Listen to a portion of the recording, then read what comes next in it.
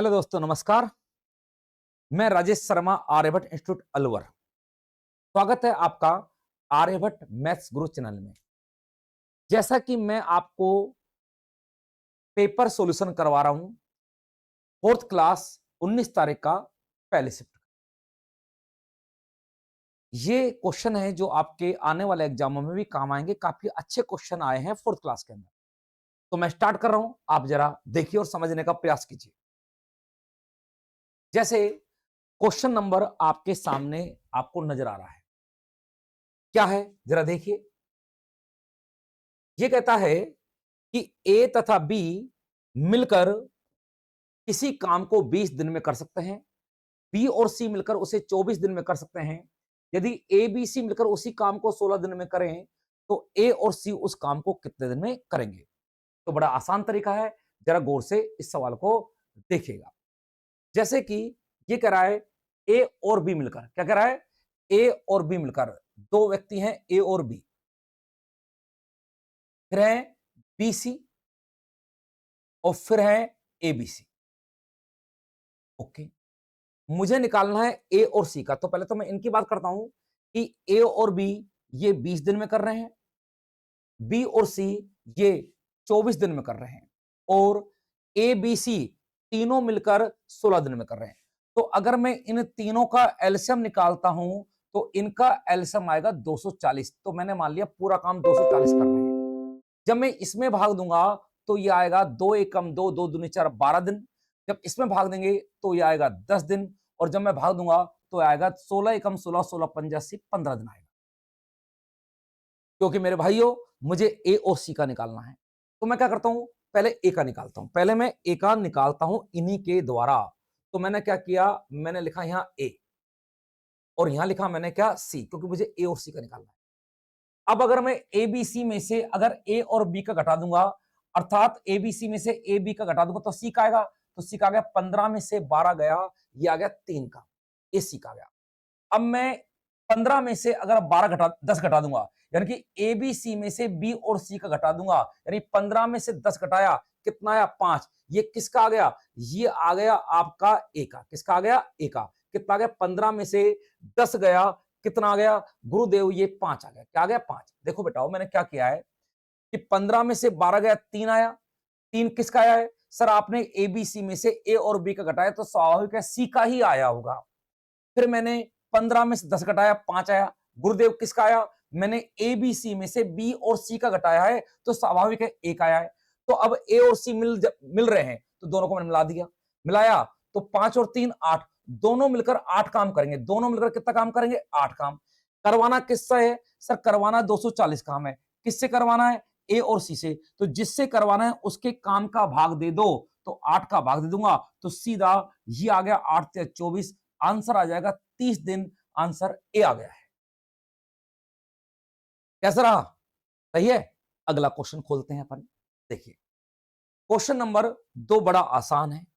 Question number 2 बड़ा आसान है। देखिए यहां पर हम क्या करते हैं, डायरेक्ट करने का तरीका इसका ये होता है कि भैया यहीं पर परसेंट से परसेंट उड़ा दो और जीरो से जीरो काट दो। ओके, अब आपको निकालना क्या है, सर हमें निकालना है ए व बी का मान निकालना है। लेकिन यहां पर अभी मेरे पास क्या है, ए प्लस बी और क्या है, ए माइनस बी है। ए प्लस बी किसके बराबर आएगा, सर ए प्लस बी बराबर आएगा किसके, 5 के। यानी कि ए प्लस बी 2 के बराबर आएगा। ए प्लस बी का कर तो गुणा होता है, तो ए प्लस बी बराबर 2 के नहीं आएगा बल्कि ए प्लस बी बराबर आएगा 5 के, और ए माइनस बी बराबर आएगा किसके, 2 के। जब आपको दो संख्याओं का योग पता हो और दो संख्याओं का अंतर पता हो तो दोनों को जोड़ के आधा करनी पड़ेगी। इन दोनों को जोड़ के अगर मैं आधा कर दूंगा, 5 प्लस 2 7, 7 का आधा तो ए का माना जाएगा। और मैं इनको घटा के आधा कर दूंगा, 5 में से 2 गया 3, 3 का आधा 3/2। अगर मैं इनको इन दोनों को जोड़ के आधा कर देता हूं तो ये ए का माना जाएगा। अगर मैं घटा के आधा करता हूं बी का माना जाएगा। यानी कि ये आ गया आपका ये। अब 2 से 2 कट गया है और आंसर आ चुका है 7:3, जो कहीं पर मिल जाएगा, बिल्कुल मिलेगा। तो इस सवाल का आंसर डी हो चुका है मेरे भाइयों। सही है, आगे चलते हैं। अगला क्वेश्चन है किस चीज का, ये चक्रवृद्धि ब्याज का है। किसका है, चक्रवृद्धि ब्याज का है। तो जरा सुनिए बेटाओ, इस सवाल को करने के लिए हम क्या करेंगे, सवाल तो पूरा नजर आ रहा है ना, बिल्कुल नजर आ रहा है, थोड़ा सा इधर कर देता हूं ताकि आपको नजर आ जाए। ये लो सर, अब देखिए ये सवाल है चक्रवृद्धि ब्याज का है। इसके अंदर कह रहा है कि किसी धनराशि पर 8% यानी कि दर्द रखिए 8%, दर्द रखिए कितनी 8%। ओके, और टाइम जो है, टाइम है जो है 3 साल, और अंतर चक्रवृद्धि ब्याज और साधारण ब्याज का जो अंतर दिया हुआ है वो दिया है 616। चक्रवृद्धि ब्याज और साधारण ब्याज का जो अंतर दिया हुआ है वो दिया हुआ है 616 डिफरेंस। तो इसके लिए सीधा सूत्र होता है 3 वर्ष के लिए, ये स्टाइल है कि अंतर बराबर मूलधन दर बटा 100 की पावर 2। अगर 2 पावर 2 और आगे आएगा 300 प्लस दर बटे 100, 3 साल के लिए आप ये स्टाइल अपना सकते हो, कोई दिक्कत नहीं है, आंसर आपका तुरंत प्रभाव से आ जाएगा। सही है, अब मैं सवाल को हल करता हूं। देखो मेरे बच्चों, अंतर दे रखा है कितने का, 616 का। मूलधन निकालना है, दर 8% है, तो 8/8 है तो हो गया 8/100 हो गया। पावर 2 है, 300 प्लस दर, दर कितनी है 8 है, और बटे में कितना है 100 है। अगर मैं इसको हल करता हूं तो ये आएगा 616 बराबर x इंटू 4 से काटूंगा तो ये 2 आएगा और ये 25 आएगा, तो ये आ गया 2 का स्क्वायर हो जाएगा 4 और 25 का स्क्वायर हो जाएगा 625। यहां पर आप देखेंगे इनको जोड़ने पर आएगा 308 और बटे में 100। इसको हम काटते हैं, इसको हम काटते हैं। देखिए अब बराबर में कट जाता है सर, 308 का डबल होता है 216, और ये हो गया 2 दूनी 4, बराबर में ऊपर से ऊपर और नीचे से नीचे वाली संख्या कट जाती है, और इस 2 को अगर मैं काटता हूं तो ये 50 बार कट जाएगा। तो इसका मतलब अंत में जो आया है वो क्या आया, यहां आया 1 बराबर, यहां पर जो आया है वो क्या आया है, ऊपर तो x बचा है, नीचे 625 इंटू 50 गुणा करेंगे तो 0 पचम 25, 5 दूनी 10 और 2 12, और 5 छंगे 30 और 31, 31,250 आया। इसको जब क्रॉस मल्टीप्लाई करेंगे, इसको 1 से गुणा करेंगे तो x की वैल्यू आ गई है 31,250, और यही इस सवाल का आंसर है। आंसर क्या गया, बी आंसर आ गया। क्या आंसर आ गया इसका, बी आंसर आ गया। ठीक है, पानी पी लेता हूं मैं जरा। देखिए इसके बाद मैं अगले सवाल को कर रहा हूं। यह है आपके सामने क्वेश्चन नंबर 4, जो एक डीआई का सवाल है, डीआई का सवाल है। इसको देखिए जरा, जैसे मेरे बच्चों बात ऐसी है, ये कहता है कि एक चार्ट दिखाया गया है, इसके अंदर 6 महीने का लिखा जो है, जनवरी फरवरी मार्च अप्रैल मई जून। ये क्या कहना चाह रहा है कि जनवरी के महीने में जो पहले वाला है वो मोटरसाइकिल का क्या करता है, मोटरसाइकिल जो क्या कहता है, कहां लिखा हुआ है कि चार्ट में पहली संख्या बाइकों की है, पहली संख्या बाइक की है, और दूसरी संख्या टोटल वाहन है। यानी कि जनवरी के महीने में कहना चाहिए, जनवरी के महीने में 21,000, ये हजारों में है, जनवरी के महीने में 21,000 तो बाइक का उत्पादन हुआ, और 27,000 है जो टोटल वाहनों का उत्पादन हुआ। जनवरी के महीने में जो बाइक बनी 21,000 और कुल टोटल वाहन बने 27,000। वो कह रहा है अगर इनको बाइकों को छोड़ दिया जाए तो अन्य वाहन कितने बने, तो बाइकों को छोड़ दिया जाए तो अन्य वाहन बने, सर कुल वाहन 27 बने हैं, 27 का उत्पादन हुआ है 27,000 का, जिसमें से बाइक 21 है, तो अन्य जो वाहन है उनका उनकी संख्या होगी 27 में से 21 गया 6,000। ये 27,000 है, हजारों में ये, और ये 21,000 है 6,000। अच्छा जी, अब बात करता है, ये जनवरी के महीने की बात हो गई, अब बात करता है अप्रैल के महीने की। अब अप्रैल के महीने में अगर हम चलते हैं तो अप्रैल का महीना ये है, यहां पर बाइक तो बनी है कितनी, बाइक बनी है 20,000, यानी कि उत्पादन हुआ है 20,000 का, और मतलब पंजीकरण हुआ है यानी कि रजिस्ट्रेशन हुआ है, ठीक है, आरटीओ ऑफिस में, तो 20,000 बाइकों का रजिस्ट्रेशन हुआ है, और टोटल वाहन का रजिस्ट्रेशन हुआ है 35,000 का, 35 में से 20 गया तो अन्य वाहन का रजिस्ट्रेशन हुआ है 15,000 का। अब वो कहना चाह रहा है कि बताइए अन्य वाहनों के रजिस्ट्रेशन में जनवरी की तुलना में अप्रैल में कितने की वृद्धि हुई। तो जनवरी के महीने में 6000 वाहनों का पंजीकरण हुआ था बाइक के अलावा, और अप्रैल के महीने में 15,000 का उत्पादन हुआ है। तो टोटल वृद्धि कितनी हो गई सर? 15,000 में से 6,000 घटाएंगे तो 9,000 आ जाएगा। तो टोटल जो वृद्धि हुई है वो ये 9,000 की। तो इसका आंसर सी आ गया। क्या आंसर आ गया इसका? सी आंसर आ गया। ठीक है, तो मैं आपको समझा भी तरीके से रहा हूं, जरा ढंग से देख लीजिए। आगे चलते हैं, अगला सवाल साधारण ब्याज का सवाल है। ये कहता है साधारण ब्याज पर कोई राशि 3 वर्ष में 15,806 हो गई, नहीं सॉरी 50,800 हो गई। कोई धनराशि है, मुझे नहीं पता, लेकिन वो कितने वर्ष में? 3 साल में वो हो गई है 50,806। ओके गुरुदेव, कोई दिक्कत नहीं है, आगे बढ़े। उसी तरह से 5 साल में, यानी कि इसके 2 साल बाद, इसके 2 साल बाद ये राशि हो चुकी है कितनी? 59,210। अब मैं इसमें से ये घटाता हूं तो इंटरेस्ट आ जाएगा 2 साल का। 0 10 में 6 गया 4 आया, यहां बचा 0 0 में 0 गया 0 आया, 12 में से 8 गया 4 आया, और यहां 8 में 0 गया 8 आया। तो 2 साल का जो ब्याज है वो हो चुका है कितना? ये तो 1 साल कितना होगा? 2 एकम 2 और 2 चौके 8, 2 दूनी 4, 0 और 2 दूनी 4, तो 1 साल का हो गया 4202। अब मैं, ये मिश्रधन है और ये ब्याज है। पहले मुझे ये 1 साल का आया है, मैं 3 साल का ब्याज निकालता हूं। 3 साल का हो जाएगा, 3 से जब मैं गुणा करूंगा तो हो जाएगा 3 दूनी 6, 0 3 दूनी 6 और 4 तिया 12, 12,600 आ गया। अब 3 साल के मिश्रधन में से अगर मैं 3 साल का ब्याज घटा दूं तो मूलधन आ जाएगा। तो मूलधन की राशि हो चुकी है 50,806 में से आप घटा दीजिए 12,606, तो ये आ गई 0 0 2, 10 में से 2 गया 8, और यहां 38,200 आ चुकी है। कहीं है क्या? यस सर, बिल्कुल ए आंसर हो चुका है आपके सामने। ठीक है, अगले सवाल की ओर हम चलते हैं। अगला सवाल एवरेज का सवाल आया है, औसत का सवाल आया है। एक बल्लेबाज ने 21वीं पारी में 84 रन बनाए, यानी कि अंतिम पारी में, लास्ट वाली पारी में 84 रन बनाए, जिससे उसके एवरेज में 2 की वृद्धि हो गई। तो उसका 21 पारियों का एवरेज क्या है? ऐसे सवालों की सीधी स्टाइल है कि एवरेज, अंतिम पारी का एवरेज बराबर होगा अंतिम पारी के रन, अंतिम पारी के रन, अंतिम पारी के रन। ओके गुरुदेव, अगर एवरेज में वृद्धि हुई है तो चिन्ह आएगा माइनस का, और ये एवरेज में कमी होती है तो चिन्ह किसका था? प्लस का। तो एवरेज में कमी हुई है तो हम लिखेंगे माइनस का चिन्ह आया, और ये आएगा एवरेज में वृद्धि। अगर एवरेज में वृद्धि होगी तो चिन्ह माइनस का आएगा, और कमी होगी तो प्लस का आएगा। और ये तो बाद में लिखेंगे, पहले अपन इसको सही कर लेते हैं।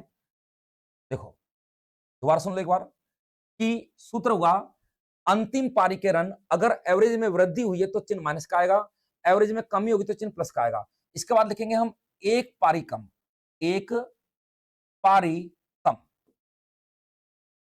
और इनटू एवरेज में वृद्धि, एवरेज में वृद्धि।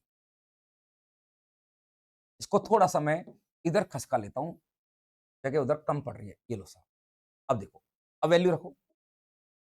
अंतिम पारी के रन जो है वो बताओ 84 है, तो मैं यहां 84 रखूंगा, माइनस एक पारी कम करो, टोटल 21 पारी है, अगर मैं एक पारी कम करता हूं तो यहां पर 20 आएगा, और एवरेज में जो वृद्धि हुई है वो 2 की हुई है, तो आएगा 84 माइनस 20 दूनी 40, और जब मैं घटाऊंगा तो ये आ जाएगा आपका 44।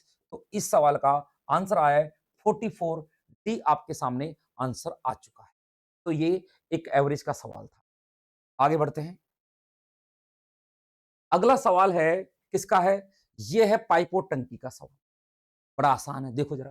कहता है एक होज 9 घंटे भर जाता है, एक होज 9 घंटे में भर जाता है, लेकिन अब पैंदे में हो गया छेद, अब हो गया दरार पड़ गई, दरार पड़ गई तो उससे पानी बाहर निकल रहा है, पानी बाहर निकल रहा है तो 6 घंटे ज्यादा लग रहे हैं, 6 घंटे ज्यादा लग रहे हैं, यानी जो जो टंकी 9 घंटे में भरती, अब 6 घंटा ज्यादा समय लेगी, तो 6 घंटे ज्यादा का समय काट, तो गया 9 + 6 15 घंटा लेगी। क्या लेगी? 15 घंटे। ठीक है, अब इसके लिए कह रहा है कितनी देर में खाली हो जाएगी, तो इसके लिए बेस्ट तरीका है x y upon x minus y. अगर दोनों ही नल भरने वाले होते तो चिन्ह किसका था? प्लस का था। लेकिन ये जो है ये है वो क्या है? वो दरार है, उसके चक्कर में टंकी क्या क्या होगी? खाली होगी। तो चिन्ह किसका आएगा? माइनस का। जहां x बड़ी संख्या है और y छोटी संख्या है तो सीधा हो जाएगा 15 इंटू 9 बटे में 15 में से 9 गया तो 6 आएगा। ये हो गया 3 दूनी 6, ये हो गया 3 तिया 9, ये हो गया 15 तिया 45 का आधा होता है 22.5। तो इस आंसर हो जाएगा 22.5। P is answer. ठीक है, ओके बेटाओ, आगे सुनो तसल्ली से। अगला सवाल है वो है आपके किसका? ये सवाल है बेटाओ लाभ हानि का। लाभ हानि का इसके अंदर देखिए कि एक व्यक्ति ने दो वस्तु खरीदी, एक 680 की, एक 820 की। एक खरीदी है 680 की और दूसरी जो खरीदी है वो खरीदी है कितने की बेटाओ? वो खरीदी है 820 की। ओके, पहली पर 5 की हानि हुई और दूसरी पर 15 का लाभ हुआ तो टोटल लेन देन में लाभ अथवा हानि हुई। इसमें विक्रय मूल्य निकालने की जरूरत नहीं है, आपको लाभ हानि निकालनी है तो आप लाभ हानि ही निकाल लीजिए। तो पहले पर 5 की हानि हुई है, 5 की हानि हुई है तो 680 का 5% आप निकालेंगे तो क्या आएगा? जरा सुन लीजिए। ये आएगा 0 से 0, ये आएगा 5 दूनी 10, ये आएगा 2 तिया 6, 2 चौका 8। ये आई है 34 रुपए की हानि आई है। हानि मतलब ये माइनस हो गया। अच्छा साहब, अब मैं निकालता हूं क्या? इस पर लाभ हुआ है कितने का? भाई लाभ कितने का है सर? इस पर 15% का लाभ हुआ है तो इस पर 15 का लाभ निकालते हैं। 820 इंटू 15/100। विक्रय मूल्य निकालने की कोई जरूरत नहीं है, ये लाभ आ जाएगा। काटते हैं बेटा उसको। ये हो गया 0 से 0, 5 दूनी 10 और 5 तिया 15 और ये हो गया 2 चौके 8 और 2 एकम 2, ये हो गया 3 एकम 3, 123 हो गया। 123 हो गया किसमें? प्लस में। अब 34 की हानि हो रही है एक वस्तु पर, एक वस्तु पर 123 का लाभ हो रहा है तो इसका मतलब अगर अल्टीमेटली अगर हम कहें कि यार 34 की हानि हो गई, 123 का लाभ हो गया तो अंत में तो लाभ ही हो रहा है उसको, अंत में तो उसको लाभ ही हो रहा है भाई। तो कितने का लाभ हो रहा है सर? घटाइए, 13 में से 4 गया 9 और 11 में से 3 गया 8। सर 89 रुपए का लाभ हो रहा है। कितने का लाभ हो रहा है? 89 रुपए का लाभ हो रहा है। मुझे परसेंट लाभ चाहिए तो मैं कहूंगा लाभ बटा क्रय मूल्य। तो लाभ या हानि क्रय मूल्य पर निकलती है तो दोनों का टोटल जो सीपी हो रहा है वो हो रहा है 0, 8, 2, 10, 6, 1500 हो रहा है। कितना हो रहा है? 1500। तो 89 टोटल लाभ हो रहा है, 1500 सीपी है और इनटू में कितना आ गया? 100 आ गया। अगर मैं इसको काटने का प्रयास करता हूं मेरे बच्चों तो 2 जीरो कट जाएगी और ये 15 छिक्की 90 यानी कि 6 के बिल्कुल करीब आएगा और 6 के करीब ये है, बिल्कुल करीब तो ये है, बाकी एक्यूरेट क्योंकि ये भी करीब ही है। तो एक्यूरेट लाने के लिए हम क्या करेंगे? क्योंकि 15 छिक्की 90 के बहुत करीब है, ये 6 बार जब भाग जा रहा है, वरना तो 15 पंजे 75, 15 पंजे 75। अब 75 लगाया क्या पॉइंट, उसके बाद कितना बचा? 14, 140 हो गया। 15 नम्मा 135, 5.9 तो 5.9 वाला तो एक ही है तो ये आंसर सही है। ओके, तो ये सवाल था बेटाओ लावानी का। आगे बढ़ते हैं। अगला सवाल साझे का है कि 3 लोग हैं जो व्यापार में इतने इतने रुपए लगाते हैं और वर्ष के अंत में इतने का लाभ होता है। तो व्यापार में जो लगा रहे हैं वहां पर तीन तीन बिंदी तो हर जगह है तो 3 बिंदी काट दो सर, ये काट दो। 3 बिंदी आपने ये काट दी, 3 बिंदी आपने ये काट दी, 3 बिंदी ये काट दी। इसकी मत काटना, ये लगाया गया धन नहीं है बल्कि ये तो क्या है? लाभ है। ये तो क्या है? लाभ है। इसकी मत काट देना। ये एक ही चीज जब इसको अनुपात में लिखेंगे तो भी तो काटेंगे। आपने जो पैसा लगाया उसको अनुपात में लिखेंगे तो भी तो काटेंगे, तो इससे बढ़िया इसको यहीं उड़ा दो। तो अब आया कितना? ये आया सर 36, ए का धन, बी का धन बचा कितना? 40 और सी का आया 48। अनुपात में गुरुजी ये कट रहा है, और काट दो, और काट दो भाई साहब, और काट दो, और काटते हैं। 4 से ये 4 नाम 36 हो गया, ये 4 एकम 4 हो गया और ये 4 एकम 4 दूनी 8 हो गया। ओके, कुल यहां पर अनुपातों को जब कुल करोगे तो ये आएगा आपका 31। क्या आएगा? 31। जबकि वहां पर टोटल जो लाभ हो रहा है वो रहा है 62,000 का। तो मैं कहूंगा उसके हिसाब से 62,000 का लाभ है टोटल लाभ, तो जो ऊपर वही नीचे, नीचे क्या आएगा? टोटल लाभ आएगा 31 और इनटू में मुझे निकालना है ए और सी का अंतर। तो ए 9 है और सी 12 है, इनका अंतर हो गया 12 में से 9 गया, कितना आया? 3 का आया। अब काटिए, 31 दूनी 62, 2000 आ गया और जब मैं गुणा करूंगा तो 3 दूनी 6000। तो इस सवाल का आंसर 6000 आ गया जो कि बी आंसर है। तो ये सवाल एक आया था मेरे बच्चों साझा का, पार्टनरशिप का। ठीक है, आगे बढ़ते हैं। ये सवाल आपका आया है अनुपात का। इसका है अनुपात। वो क्या कहता है कि राम है, अजय है और असलम है। ये 1/15,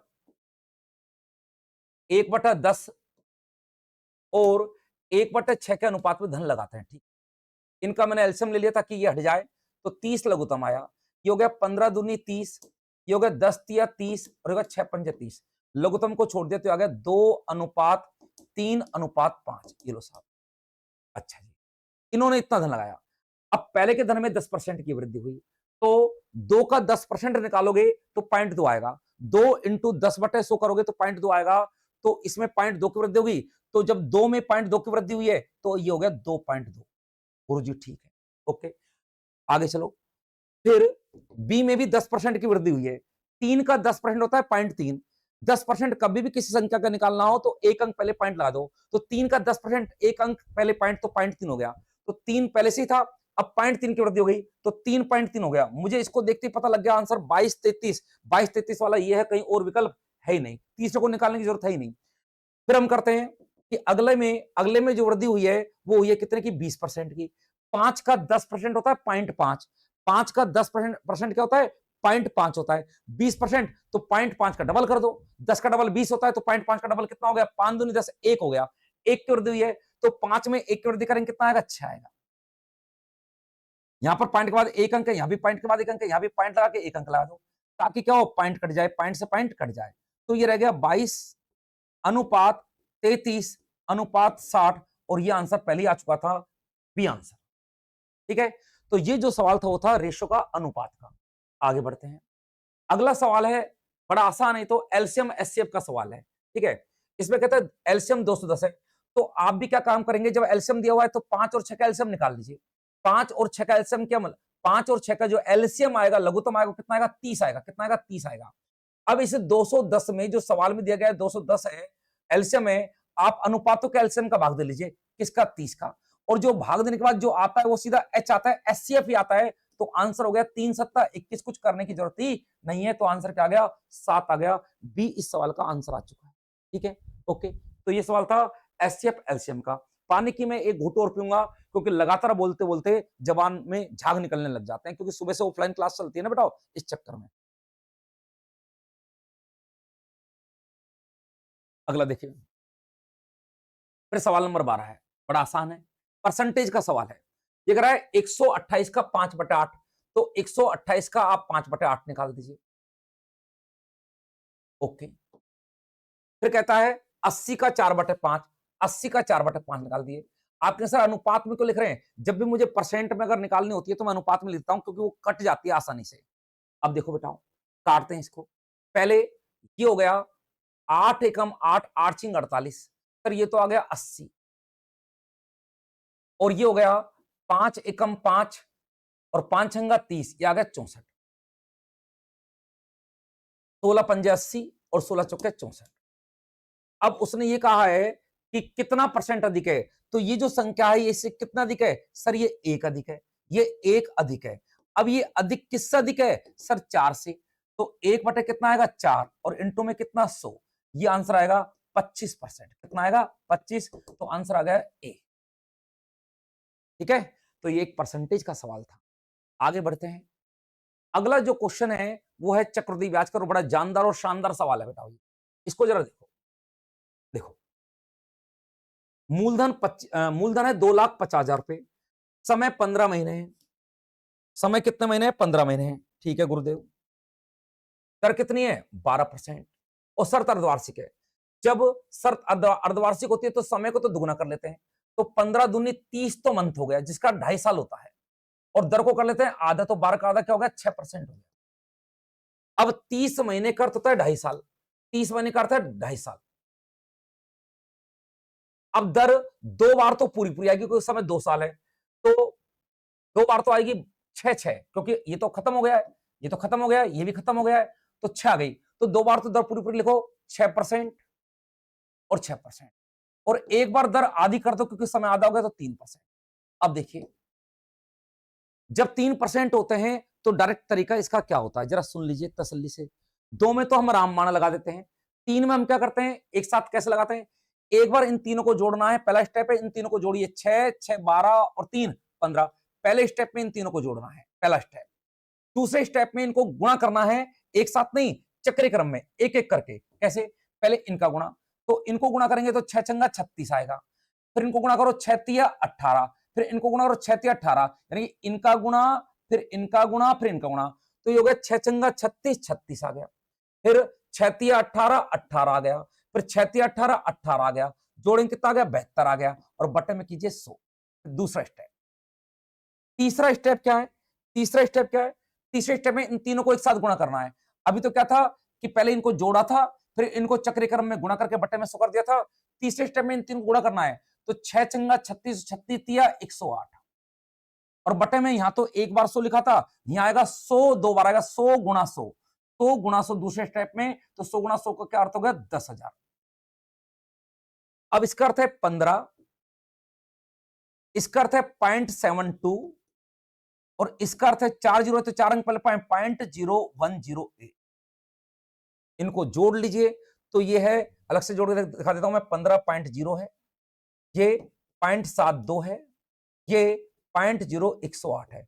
जब जोड़ेंगे तो ये आएगा 8 0 2 और 1 3 7, ये आ गया 15.7308% क्या हो गया, ब्याज होगा। क्या हो गया, ब्याज होगा।